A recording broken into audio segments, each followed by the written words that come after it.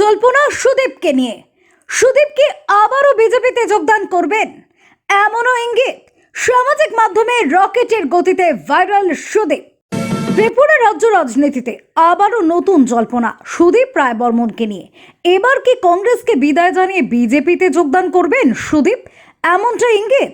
বিধায়ক দীপক মজুমদারের শপথ গ্রহণ অনুষ্ঠানে গিয়ে বিজেপি বিধায়কদের সাথে অনেক কথা বলেছেন তিনি, এবং ওনার হাসি বলে দিচ্ছে আরেক নতুন সমীকরণের ইঙ্গিত তৈরি হচ্ছে।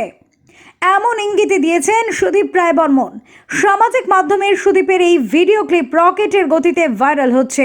অনেকে নানা রকমভাবে ব্যাখ্যা দিয়ে সামাজিক মাধ্যমে প্রচার করছেন, আবার অনেকে বলছেন সুদীপ নাকি বিজেপিতে যোগদান করবেন, তারই ইঙ্গিত এটা। এবার কথা হচ্ছে সুদীপ রায় বর্মন তিনি কি আদৌ বিজেপিতে যোগদান করবেন নাকি শূন্যস্থান পূরণ করে কংগ্রেসেই থাকবেন, এটা সময় বোঝা যাবে। Bureau report, SD news media, Tripura.